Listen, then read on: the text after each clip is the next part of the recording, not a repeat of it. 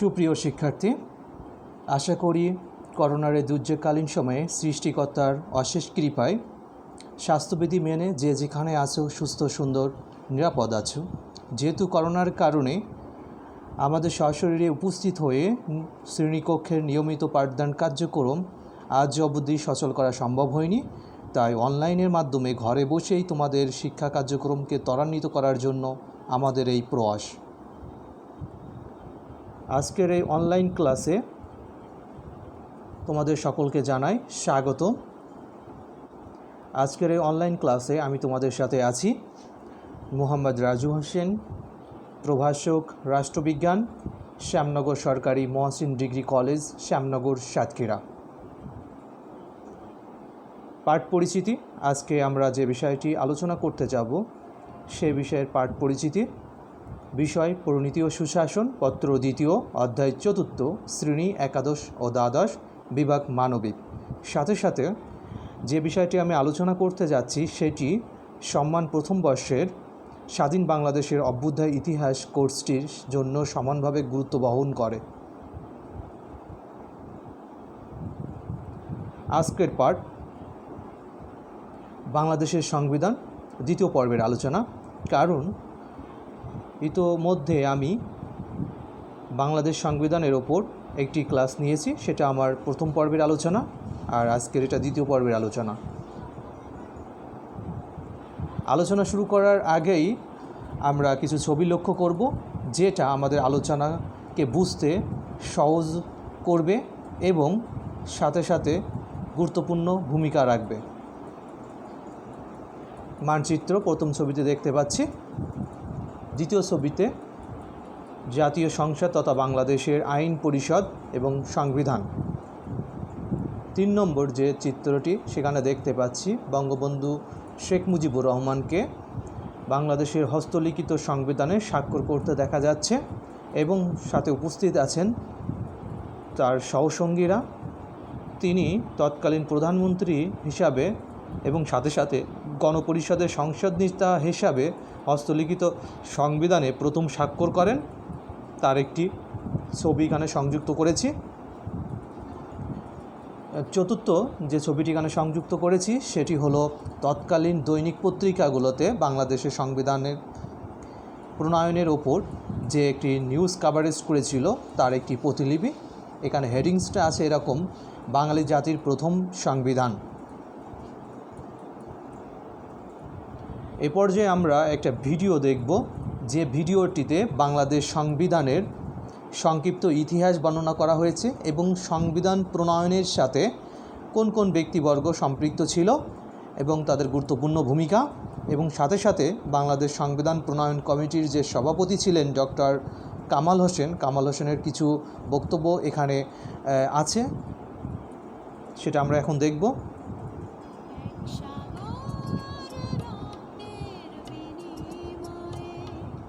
মুক্তিযুদ্ধকালীন যেসব মৌলিক আইনের মাধ্যমে দেশ পরিচালিত হতো, দেশ স্বাধীন হওয়ার পর 1972 সালের 11 জানুয়ারি সেসব আইনকেই একটি প্রজ্ঞাপনের মাধ্যমে অস্থায়ী সংবিধান হিসেবে গ্রহণ করা হয়। 1971 সালের 10 এপ্রিল গঠিত মুজিবনগর সরকার ঘোষিত স্বাধীনতার ঘোষণাপত্রের অনুরূপেই হয় বাংলাদেশের সংবিধান। গণপরিষদ সদস্য ডক্টর কামাল হোসেনের নেতৃত্বে 1972 সালের 11 এপ্রিল সংবিধান প্রণয়নের জন্য 34 সদস্যের একটি কমিটি গঠন করা হয়। বঙ্গবন্ধু নির্দেশ দেন যত দ্রুত সম্ভব সংবিধানের খসড়া চূড়ান্ত করতে। সংগ্রামের ভিত্তিতে প্রতিষ্ঠা হয়েছে। স্বাধীনতা সংগ্রাম মানুষ জনগণ মিলে করেছে। তাদের বিজয়ের যে আমাদের অর্জন হলো স্বাধীন বাংলাদেশ, এটা তো সেখানে আমাদের নামও রাষ্ট্রের আছে সেভাবে, পিপুলস রিপাবলিক অফ বাংলাদেশ। আর সেখানে শুরুতেই লেখা আছে যে জনগণতার নামে বর্তমান এটা লেখা আছে। বাঙালির ইতিহাস ঐতিহ্যকে সমুন্নত রেখে সংবিধানে জাতীয়তাবাদ, সমাজতন্ত্র, গণতন্ত্র ও ধর্মনিরপেক্ষ থেকে রাষ্ট্র পরিচালনার মৌলিক 4 মূলনীতি হিসেবে গ্রহণ করা হয়। 11টি ভাগে 153টি অনুচ্ছেদের মাধ্যমে কীভাবে বাংলাদেশ পরিচালিত হবে তার বিস্তারিত দিক নির্দেশনা লিখিত রয়েছে বাংলাদেশের সংবিধান। সংবিধান লেখার পর এর ভাষাগত পর্যালোচনার জন্য ডক্টর আনিসুজ্জামানকে আহ্বান করে গঠিত হয় একটি কমিটি।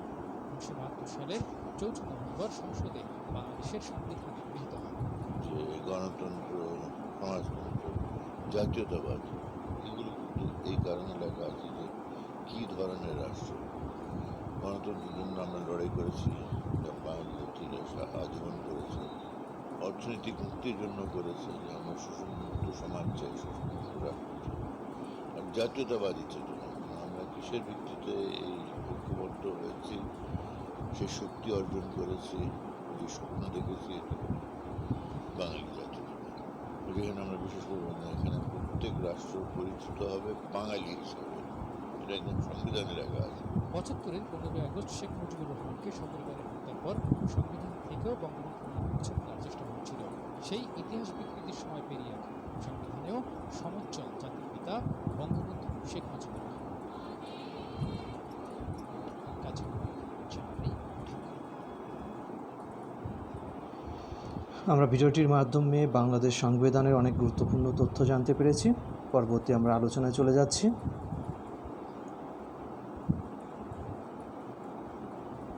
পূর্বজ্ঞান বলতে বোঝাচ্ছি যে সংবিধানের ওপর আমি যে ক্লাস নিয়েছিলাম সে বিষয়গুলো, সেটি ছিল সংবিধান কাকে বলে, সংবিধানের শ্রেণীবিভাগ। এটি আমি সংবিধানের ওপর প্রথম পর্বের ক্লাস নিয়েছিলাম। শিকনপল, আজকের আলোচনার মাধ্যমে কি শিখতে পারবে তোমরা এবং আমি কি আলোচনা করতে যাচ্ছি সে বিষয়গুলো এখানে আছে। বাংলাদেশের সংবিধান তৈরির ইতিহাস, অন্তর্বর্তীকালীন সংবিধানসমূহ, অন্তর্বর্তীকালীন সংবিধানের বৈশিষ্ট্য।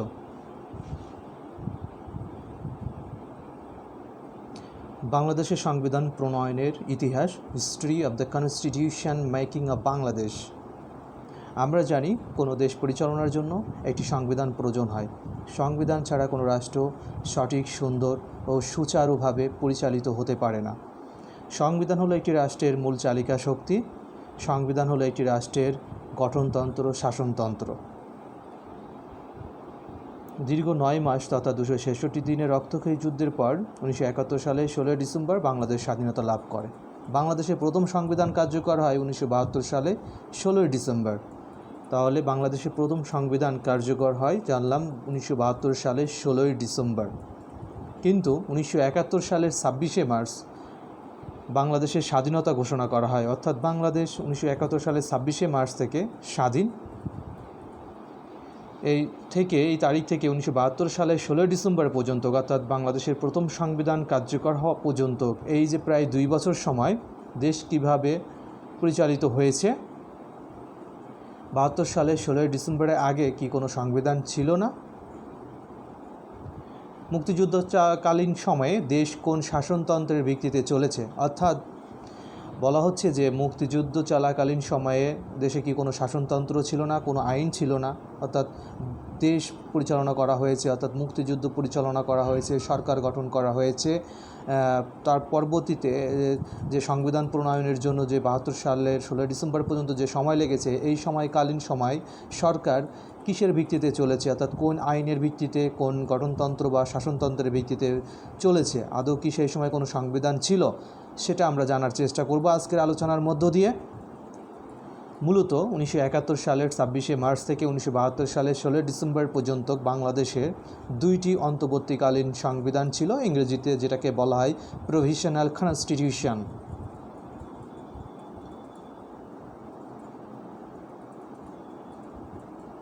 অন্তর্বর্তীকালীন সংবিধান, প্রভিশনাল কনস্টিটিউশন। প্রথম অন্তর্বর্তীকালীন সংবিধান 10ই এপ্রিল ১৯৭১ সালের স্বাধীনতার ঘোষণাপত্র, ইংরেজি থেকে যেটাকে বলা হয় দ্য প্রোক্লামেশন অফ ইন্ডিপেন্ডেন্স। দ্বিতীয় যে অন্তর্বর্তীকালীন সংবিধান ছিল সেটি ১১ জানুয়ারি ১৯৭২ সালে অস্থায়ী সংবিধান আদেশ, দ্য প্রভিশনাল কনস্টিটিউশনাল অর্ডার 1972, অর্থাৎ ১৬ ডিসেম্বর ১৯৭২ সাল পর্যন্ত, অর্থাৎ প্রথম বাংলাদেশের 1972 সালের মূল সংবিধান কার্যকর হওয়ার আগ মুহূর্ত পর্যন্ত যে প্রায় 2 বছর সময়ে 2টি অন্তর্বর্তীকালীন সংবিধান ছিল। সেই 2টি অন্তর্বর্তীকালীন সংবিধানের ওপর ভিত্তি করে এই সময়টা দেশ পরিচালিত হয়েছিল।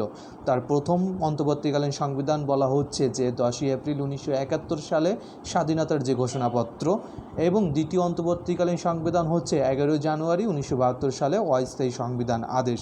তো আমরা এই বিষয়গুলো পরবর্তী স্লাইডে ইন ডিটেলস আলোচনা করব। Next slide. আলোচনা করার পূর্বে আমরা এক নজরে কিছু গুরুত্বপূর্ণ ঘটনাসমূহ একটু আলোচনা করব, যেটা আমাদের অন্তর্বর্তীকালীন সংবিধান আলোচনা করতে খুবই গুরুত্বপূর্ণ ভূমিকা রাখবে এবং সহায়ক হিসাবে কাজ করবে।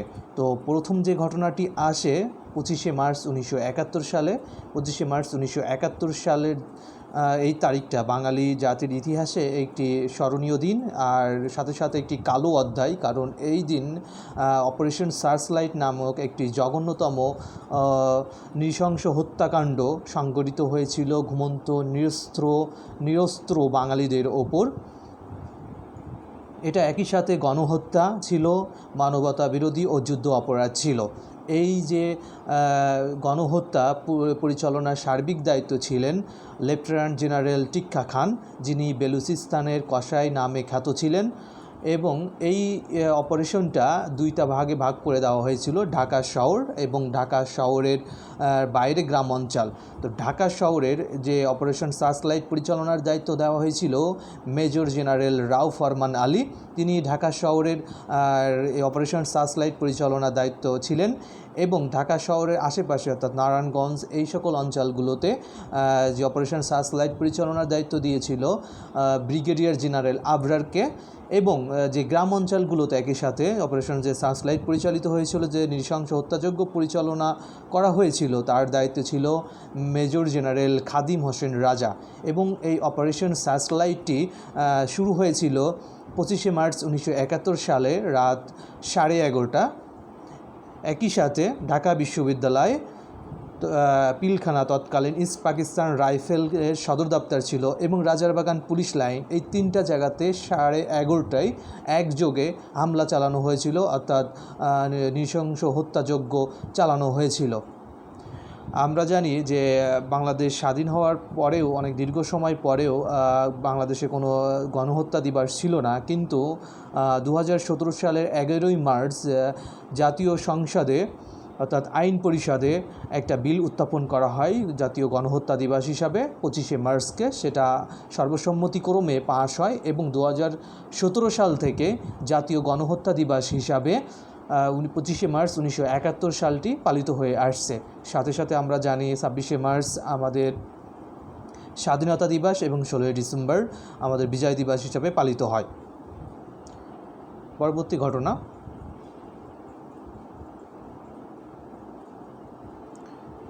1971 সালের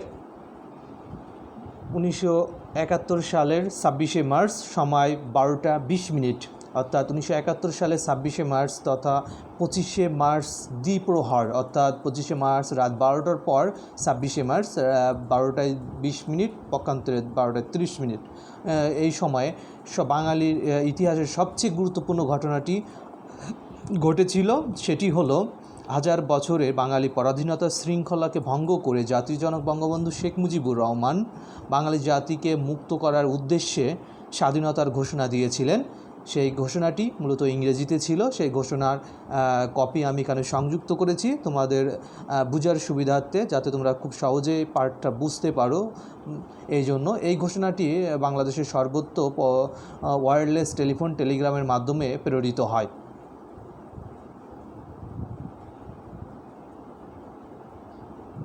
পরবর্তী যে ঘটনা 26শে মার্চ 1972 সালে রাত 1:30, অর্থাৎ বাংলাদেশের স্বাধীনতার ঘোষণা দেওয়ার 1 ঘন্টা পরে যে ঘটনাটি ঘটেছিল সেটি হলো আরেকটি অপারেশন। অপারেশন সার্চলাইটের সাথে সাথে আরেকটি অপারেশন পরিচালিত হয়েছিল। সেই অপারেশনের নাম ছিল অপারেশন বিগ বার্ড। এই বিগ বার্ড বলতে বঙ্গবন্ধুকে বুঝিয়েছিল। অপারেশন বিগ বার্ডের মাধ্যমে বঙ্গবন্ধুকে গ্রেপ্তার করা হয়। তো বঙ্গবন্ধুকে গ্রেপ্তার করার জন্য যে অপারেশনটা পরিচালিত হয় সেটার নাম ছিল অপারেশন বিগ বার্ড। বঙ্গবন্ধুকে গ্রেপ্তার করার পর ঢাকা ক্যান্টনমেন্টে 3 দিন আটক করা হয়। তারপর সেখান থেকে করাচি নিয়ে যাওয়া হয়। করাচি থেকে মিয়ানওয়ালি কারাগারে রাখা হয় 8ই জানুয়ারি পর্যন্ত। তো বঙ্গবন্ধুকে গ্রেপ্তারের যে একটা ছবি সেটা আমি এখানে পাশে সংযুক্ত করে দিয়েছি, যেটা দেখলে তোমরা সহজে বুঝতে পারবে।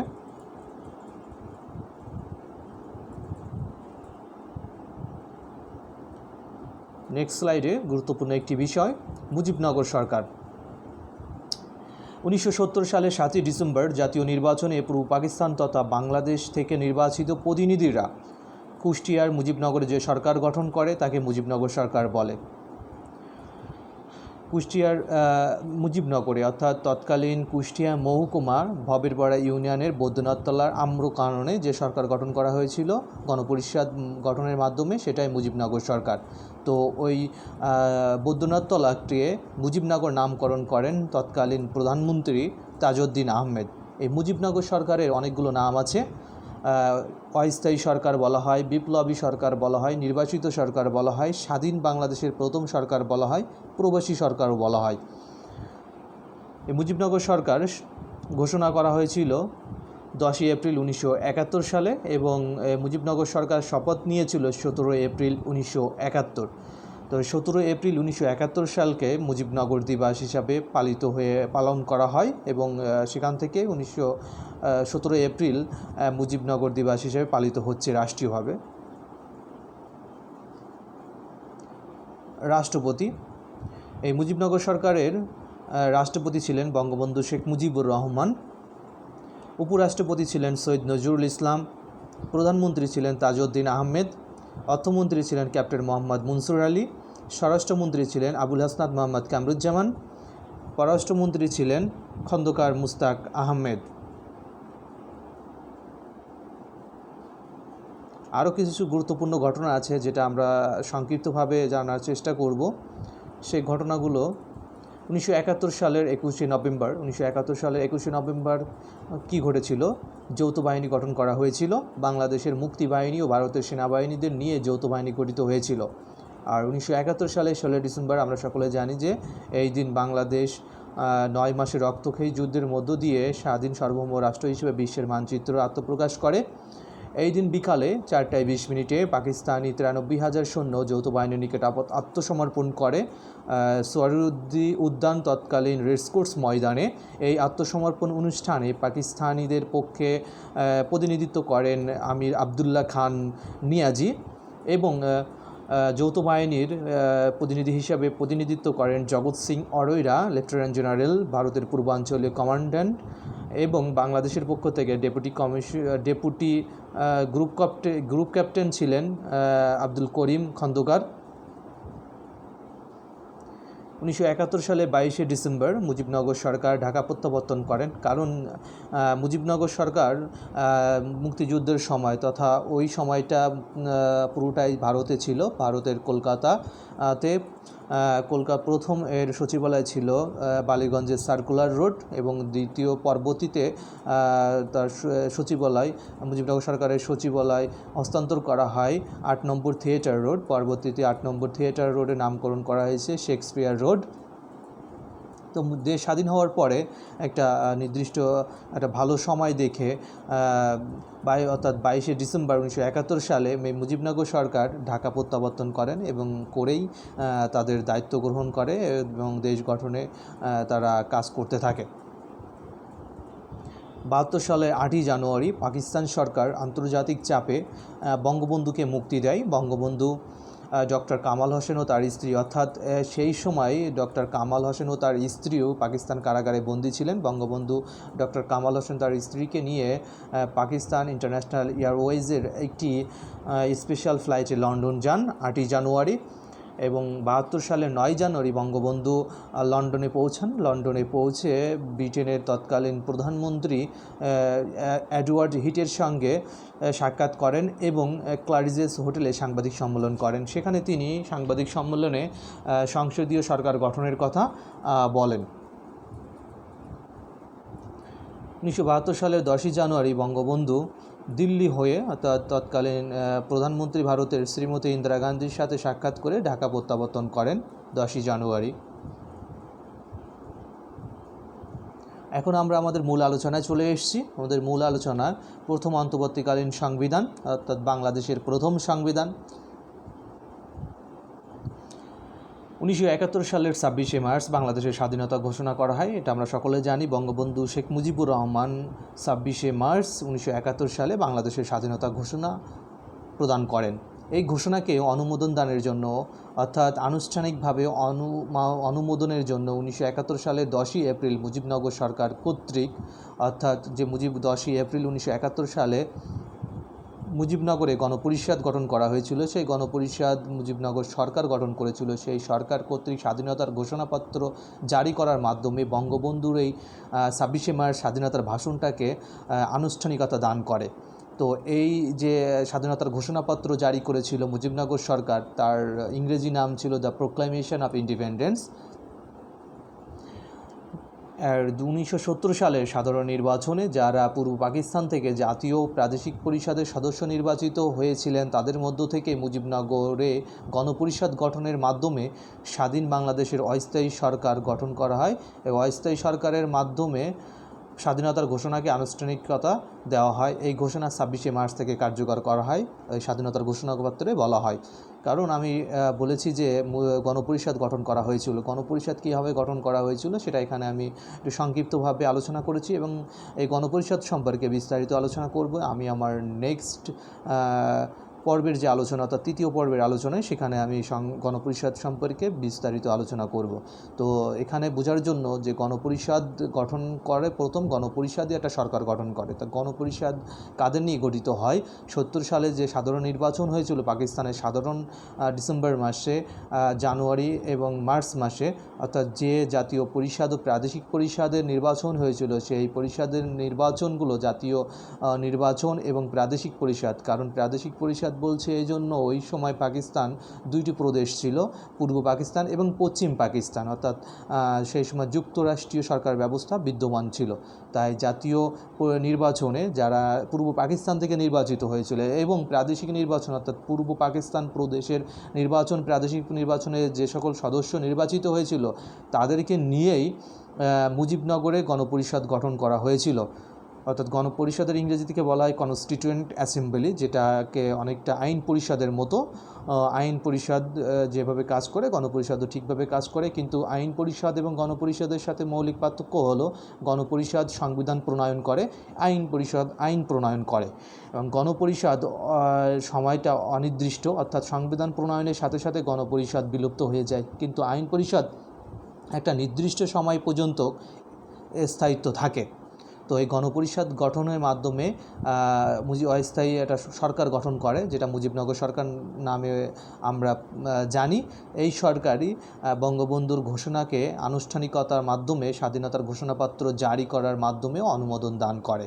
তো আর এই বলা হয় এই ঘোষণাটি কার্যকর হবে 26শে মার্চ, অর্থাৎ 26শে মার্চ বঙ্গবন্ধু যে স্বাধীনতার ঘোষণা দিয়েছিল সেই দিন থেকে এটা কার্যকর হবে। এর কার্যকরী মেয়াদ অর্থাৎ এটা এই যে প্রথম অন্তর্বর্তীকালীন সংবিধান যেটা ছিল স্বাধীনতার ঘোষণাপত্র দ্য প্রোক্লামেশন অফ ইন্ডিপেন্ডেন্স, এটা কতদিন পর্যন্ত কার্যকর ছিল?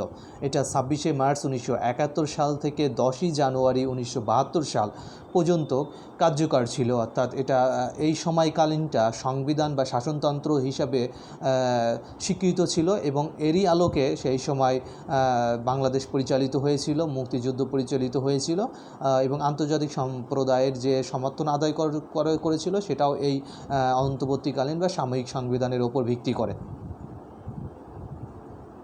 Next slide. এখানে স্বাধীনতার ঘোষণাপত্র অর্থাৎ প্রথম অন্তর্বর্তীকালীন যে সংবিধান তথা স্বাধীনতার ঘোষণাপত্র আমরা বলেছি, স্বাধীনতার ঘোষণাপত্রকে প্রথম অন্তর্বর্তীকালীন সংবিধান হিসাবে অভিহিত করেছি। তো এই প্রথম অন্তর্বর্তীকালীন সংবিধান তথা স্বাধীনতার ঘোষণাপত্রের উল্লেখযোগ্য বৈশিষ্ট্যগুলো কী সেটা আমরা এখানে দেখব।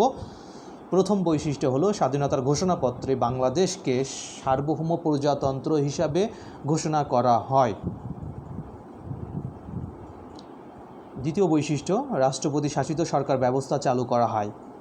এটা গুরুত্বপূর্ণ জিনিস যে বাংলাদেশের যে প্রথম সরকার ছিল মুজিবনগর সরকার, সেটা কোন ধরনের সরকার ছিল সেটা যেহেতু আমরা জানি গণতন্ত্রের দুইটি রূপ বা ফর্ম রয়েছে, যেটাকে ইংরেজিতে প্রথমটা বলে প্রেসিডেন্সিয়াল ফর্ম অফ গভর্নমেন্ট, বাংলায় রাষ্ট্রপতি শাসিত সরকার ব্যবস্থা, এবং দ্বিতীয়টি হলো যে সংসদীয় সরকার ব্যবস্থা, যেটাকে ইংরেজিতে বলে পার্লামেন্টারি ফর্ম অফ গভর্নমেন্ট।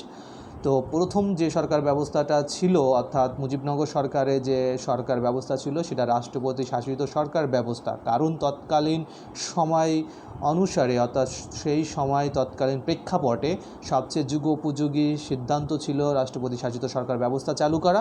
তাই রাষ্ট্রপতি শাসিত সরকার ব্যবস্থা চালু করা হয়েছিল। কেন চালু করা হয়েছিল? কারণ তখন নিয়মিত সংসদ ছিল না, অর্থাৎ কোনো আইন পরিষদ ছিল না যে আইন পরিষদ নিয়মিত বসে সিদ্ধান্ত নিবে, এরকম কোনো সুযোগ বা সেইভাবে কোনো পরিস্থিতি তৈরি হয়নি। তাই রাষ্ট্রপতি শাসিত সরকার ব্যবস্থা চালু করা হয়েছিল, যাতে আইন পরিষদ না থাকলেও যাতে সেই রাষ্ট্রপতি তার সকল যে ক্ষমতা আছে শাসন বিভাগের প্রধান হিসাবে আইন প্রণয়নের ক্ষমতা, তো অধ্যাদেশ বলে এবং যে ক্ষমতাগুলো আছে সেই ক্ষমতা বলে তিনি রাষ্ট্র পরিচালনা করতে পারবেন। তো সেই সময় রাষ্ট্রপতিকে কী কী ধরনের ক্ষমতা প্রদান করা হয়েছিল সেই ক্ষমতা প্রদানের বৈশিষ্ট্যগুলো একবার দেখব। প্রথম, প্রজাতন্ত্রে সশস্ত্র বাহিনীর সর্বাধিনায়ক হবেন, অর্থাৎ বলা হয়েছে রাষ্ট্রপতি দেশের যে তিন বাহিনী আছে সেনাবাহিনী, বিমান বাহিনী এবং নৌবাহিনী, এই তিন বাহিনীর প্রধান হবেন রাষ্ট্রপতি। যে কোনো ব্যক্তিকে প্রধানমন্ত্রী ও মন্ত্রী নিয়োগ দিতে পারবেন। 3 নম্বর হলো কর ধার্য ও অর্থ ব্যয় করতে পারবেন। 4 নম্বর, প্রজাতন্ত্রের নির্বাহী বিভাগের প্রধান হবেন। 5 নম্বর, আইন প্রণয়নের ক্ষমতা ভোগ করবেন। 6 নম্বর, গণপরিষদ আহ্বান ও স্থগিত করবেন, অর্থাৎ রাষ্ট্রপতিকে নিরঙ্কুশ ক্ষমতা দেওয়া হয়েছিল, অর্থাৎ সেই সময় প্রেক্ষাপটে পরিস্থিতি অনুযায়ী রাষ্ট্রপতিকে সর্বোচ্চ বা সর্বময় ক্ষমতা দেওয়া হয়েছিল, কারণ সেই সময় পরিস্থিতি সেটাই দাবি করছিল যে রাষ্ট্রপতিকে সর্বোচ্চ ক্ষমতা দেওয়া, যাতে মুক্তিযুদ্ধকে সঠিকভাবে পরিচালনা করা যায় সেটার জন্য।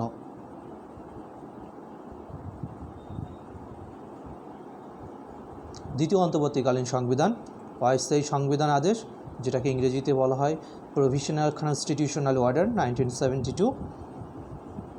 আমরা জানি যে 1972 সালে 10ই জানুয়ারি বঙ্গবন্ধু স্বদেশ প্রত্যাবর্তন করেন, অর্থাৎ বাংলাদেশে ফিরে আসেন ঢাকাতে। এসেই তিনি তার একদিন পরে 11ই জানুয়ারি তার রাষ্ট্রপতির যে অধ্যাদেশ ক্ষমতা বলে তিনি বাংলাদেশের রাষ্ট্রপতি হিসাবে অস্থায়ী সংবিধান আদেশ প্রভিশনাল কনস্টিটিউশনাল অর্ডার জারি করেন। এটি বাংলাদেশের দ্বিতীয় অন্তর্বর্তীকালীন সংবিধান হিসাবে স্বীকৃত। এর কার্যকারিতা মেয়াদ ছিল 1972 সালে 11ই জানুয়ারি, যেহেতু 11 জানুয়ারি এটাকে জারি করা হয়েছিল। 11 জানুয়ারি থেকে 1972 সালে 16 ডিসেম্বর পর্যন্ত, অর্থাৎ দ্বিতীয় সংবিধান বাংলাদেশ দ্বিতীয় সংবিধান হিসাবে কাজ করেছে। কিন্তু 1972 সালে 16 ডিসেম্বর পর্যন্ত আমাদের যে সংবিধান গণপরিষদ কর্তৃক গৃহীত সংবিধান কার্যকর না হওয়া পর্যন্ত, অর্থাৎ আমরা জানি 72 সালে 16 ডিসেম্বর আমাদের গণপরিষদ কর্তৃক গৃহীত সংবিধানটি কার্যকর হয়।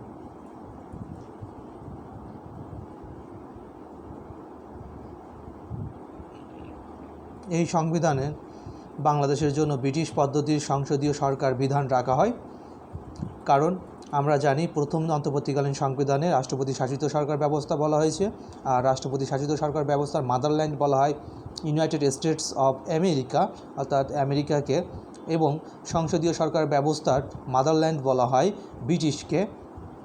তাই এই সংবিধানে অর্থাৎ দ্বিতীয় অন্তর্বর্তীকালীন সংবিধান বা অস্থায়ী সংবিধান আদেশ জারির মাধ্যমে রাষ্ট্রপতি শাসিত সরকার ব্যবস্থা থেকে সংসদীয় সরকার ব্যবস্থা প্রবর্তন করা হয়, অর্থাৎ রাষ্ট্রপতি সরকার শাসিত সরকার ব্যবস্থা থেকে সংসদীয় সরকার ব্যবস্থা চালু করা হয়। কারণ তিনি বঙ্গবন্ধু 10ই জানুয়ারি দেশে এসেই সংবিধান প্রণয়নে মনোনিবেশ করেন এবং সংবিধান যাতে প্রণয়ন করা যায় তার জন্য একটা গণপরিষদ থাকা দরকার। সেই গণপরিষদে কার্যকরী ভূমিকা রাখে সংসদীয় সরকার ব্যবস্থায়, তাই তিনি সংসদীয় সরকার ব্যবস্থা প্রবর্তন করেন। এতে যে বলা হয় 4 নম্বর অনুচ্ছেদে গণপরিষদ গঠিত হবে, অর্থাৎ যেটা গণপরিষদ থাকবে, যে গণপরিষদটা আমরা বলেছি অনেকটা আইন পরিষদের মতো, প্রায় আইন পরিষদের মতো, সে গণপরিষদ গঠিত হবে 4 নম্বর অনুচ্ছেদে বলা হয়। আর এই গণপরিষদ সম্পর্কে ইন ডিটেলস আমি আমার 3য় পর্বের আলোচনাতে আলোচনা করব। অনুচ্ছেদ 5-এ বলা হয়েছে মন্ত্রিসভা থাকবে এবং প্রধানমন্ত্রী হবেন এর প্রধান, অর্থাৎ আমরা জানি সংসদীয় সরকার ব্যবস্থাকে অপর নাম মন্ত্রী শাসিত সরকার ব্যবস্থা বা প্রধানমন্ত্রী শাসিত সরকার ব্যবস্থা। তাই মন্ত্রিসভা একটি থাকবে এবং মন্ত্রিসভার প্রধান হবেন প্রধানমন্ত্রী। এবং বলা হয়েছে যে রাষ্ট্রপতি তার সকল দায়িত্ব প্রধানমন্ত্রীর সাথে পরামর্শক্রমে পালন করবেন, অর্থাৎ সর্বময় সংসদীয় সরকার ব্যবস্থার সর্বময় ক্ষমতার অধিকারী হলেন প্রধানমন্ত্রী, অর্থাৎ রাষ্ট্রপতি যেটুকু ক্ষমতা আছে তাও প্রধানমন্ত্রীর সাথে অধিকাংশ কাজ প্রধানমন্ত্রীর সাথে পরামর্শক্রমে করে থাকেন। তো তাই প্রধানমন্ত্রীর সাথে পরামর্শক্রমে তার কাজ করে থাকেন। প্রধানমন্ত্রী যেভাবে পরামর্শ দেন রাষ্ট্রপতি সেইভাবে সংসদীয় সরকার ব্যবস্থায় কাজ করে থাকেন বা তার দায়িত্ব পালন করে থাকেন। এই আদেশের অধীনে, অর্থাৎ এই আদেশ দেওয়ার 11 জানুয়ারি তিনি আদেশ দিয়ে 12ই জানুয়ারি তিনি বঙ্গবন্ধু রাষ্ট্রপতি পদত্যাগ করেন থেকে, এবং সংবিধান অনুযায়ী রাষ্ট্রপতি হন বিচারপতি আবু সাইদ চৌধুরী, এবং বিচারপতি আবু সাইদ চৌধুরী বঙ্গবন্ধুকে প্রধানমন্ত্রী নিয়োগ দেন।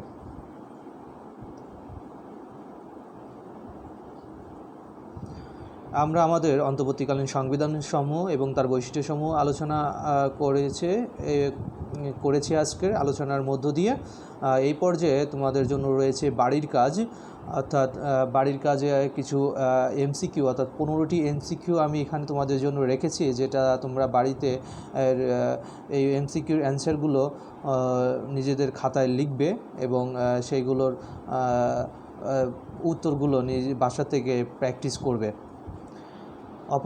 প্রথম প্রশ্নটি হলো অপারেশন সার্চ লাইটের সার্বিক দায়িত্ব কে ছিলেন, এবং 2 নম্বর হলো অপারেশন বিগ বার্ড কে ছিলেন। 3 নম্বর মুজিবনগর সরকার গঠিত হয় কত তারিখে। 4 নম্বর প্রশ্ন মুজিবনগর সরকার দিবস কবে। 5 নম্বর মুজিবনগর সরকার শপথ গ্রহণ করে কবে। 6 নম্বর স্বাধীনতার ঘোষণাপত্র জারি করা হয় কবে। 7 নম্বর মুজিবনগর সরকারের অপর নাম কি। 8 নম্বর মুজিবনগর সরকারের সচিবালয় কত হয়। 9 নম্বর অস্থায়ী সংবিধান আদেশ জারি করা হয় কবে। 10 নম্বর মুক্তিযুদ্ধের সর্বাধিনায়ক কে ছিলেন। 11 জাতীয় গণহত্যা দিবস পালিত হয় কবে। 12 মুক্তিযুদ্ধের সময় প্রথম অন্তর্বর্তীকালীন সংবিধানের নাম কি। 13 স্বাধীনতার পর দ্বিতীয় অন্তর্বর্তীকালীন সংবিধানের নাম কি। 14 যৌথ বাহিনী গঠিত হয় কবে। 15 বঙ্গবন্ধু স্বদেশ প্রত্যাবর্তন করে কবে। আজকের এই আলোচনায় যদি তোমাদের কোনো প্রশ্ন থাকে তাহলে কমেন্ট সেকশনে যে কমেন্ট করো, সেখানে আমি তোমাদের প্রশ্নের যথাযথভাবে উত্তর দেওয়ার চেষ্টা করব। আজকের যে আলোচনার ক্ষেত্রে আমি যে বইগুলোর সাহায্য নিয়েছি সেগুলো হলো বাংলাদেশের সংবিধান, Mohammad Mizanur Rahman, main monthly editorial news, পরিণীতি সুশাসন দ্বিতীয় পত্র প্রফেসর মোহাম্মদ মুজাম্মেল হক, আর পরিণীতি ও সুশাসন দ্বিতীয় পত্র ডক্টর মোহাম্মদ আব্দুল ওদুদ ভিয়া অন্যান্যরা লিখেছেন বইটি। আজকের এই আলোচনা এতক্ষণ সঙ্গে থাকার জন্য তোমাদের সকলকে ধন্যবাদ। সকলের সুস্বাস্থ্য দীর্ঘায়ু কামনা করে আগামী অনলাইন ক্লাসে তোমাদের সাথে দেখা হবে এই প্রত্যাশা রেখে আজকের এই অনলাইন ক্লাসের এখানে ইতি জানাচ্ছি। ধন্যবাদ সকলকে।